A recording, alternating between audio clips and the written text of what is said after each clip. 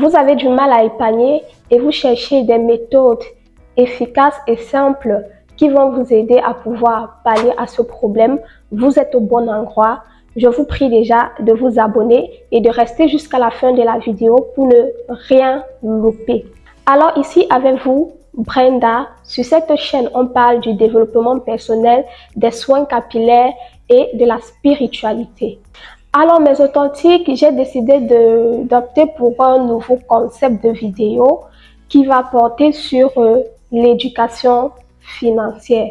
C'est-à-dire que moi, je suis des documentaires qui parlent de l'éducation financière et je viens vous faire un résumé de ce que j'ai compris pour qu'on puisse grandir ensemble.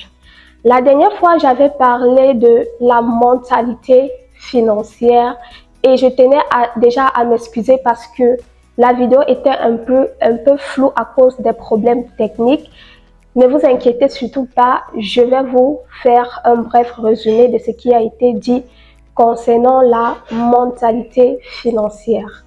Alors, nous avons dit qu'il existe 4 mentalités financières très importantes à savoir pour attirer la richesse à soi.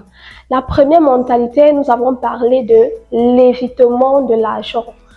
La mentalité de l'évitement de l'argent, ce sont des personnes qui n'aiment pas tout ce qui est suivi de leurs finances. Ce sont des personnes qui ne veulent pas savoir comment est-ce que l'argent fonctionne.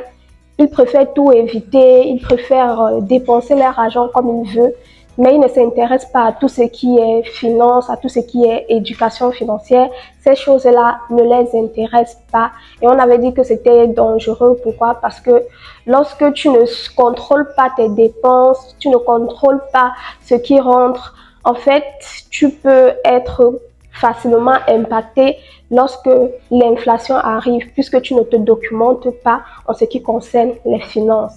C'est ce qu'on avait dit par rapport à l'évitement de l'argent. Ensuite, la deuxième mentalité, c'était l'adoration de l'argent. Ce sont ces personnes qui ont besoin de se faire plus d'argent. En fait, pour eux, l'argent qu'ils ont n'est jamais suffisant. Ils ont besoin toujours de se faire plus et encore d'argent pour résoudre leurs problèmes. Et après, ils se posent les questions, mais je travaille jour et nuit. Je travaille jour et nuit pour avoir de l'argent, mais comment est-ce que je n'arrive pas à épargner alors que je travaille tous les jours? Ce qu'ils oublient, c'est que la richesse ou bien le fait de pouvoir épargner, ça ne concerne pas le fait de gagner plus d'argent, mais c'est de comment gérer. C'est ça la vraie richesse. Parce que tu peux faire plus d'argent et en même temps, tu galères encore plus.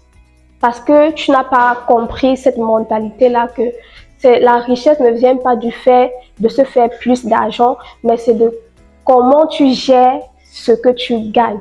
Une fois que tu arrives à bien gérer ce que tu gagnes, c'est alors que tu vas voir tes finances changer radicalement.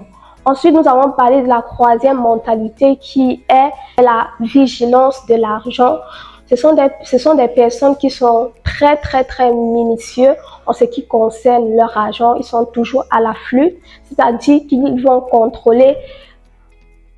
S'ils sortent une pièce de 10 dirhams ou bien un billet de 50 dirhams de leur poche, elles ont besoin de connaître où est-ce que cet argent va partir. Et aussi, lorsque tu viens vers cette personne pour faire un prêt, cette personne a besoin de savoir avec preuve et justificatif qu'est-ce que tu vas faire avec cet argent en fait. Donc, c'est ça, en fait, pour ceux qui sont dans la vigilance de l'argent, elles ne dépensent pas, ces personnes ne dépensent pas leur argent n'importe comment. Elles sont toujours en train de savoir, si je sors cet argent, qu'est-ce que je vais faire avec? Qu'est-ce que je vais faire avec? Assurer la traçabilité de leur argent, c'est ce qui importe le plus pour eux. Et enfin, nous avons parlé de la quatrième mentalité qui est le statut monétaire. Et le statut monétaire, nous avons dit que ce sont des personnes qui combinent qui combinent leurs valeurs personnelles à leurs biens matériels. C'est-à-dire que ils se sont valorisés en société lorsque leur apparence reflète leur montant qui est dans le compte bancaire. C'est pourquoi vous allez voir ces personnes-là toujours avoir des habits très chers, des habits de marque, parce que c'est ce qui leur donne en fait de la valeur pour eux. Et on avait généralisé en disant que toutes ces mentalités-là, c'est très important à les connaître. Et aussi, il n'y a pas une mentalité qui est supérieure à l'autre parce qu'on peut se dire que non, la vigilance de l'argent, au moins tu es minutieux, tu ne dépenses pas trop, tu contrôles ton argent. C'est vrai, mais lorsque tu es déjà dans l'extrême, tu vas dans l'extrême, ça devient très dangereux parce que normalement, quand on travaille également, c'est pour se faire plaisir. Voilà. Et ce qu'on avait conclu, c'est qu'il faut faire la part des choses et équilibrer les choses en fait. Voilà.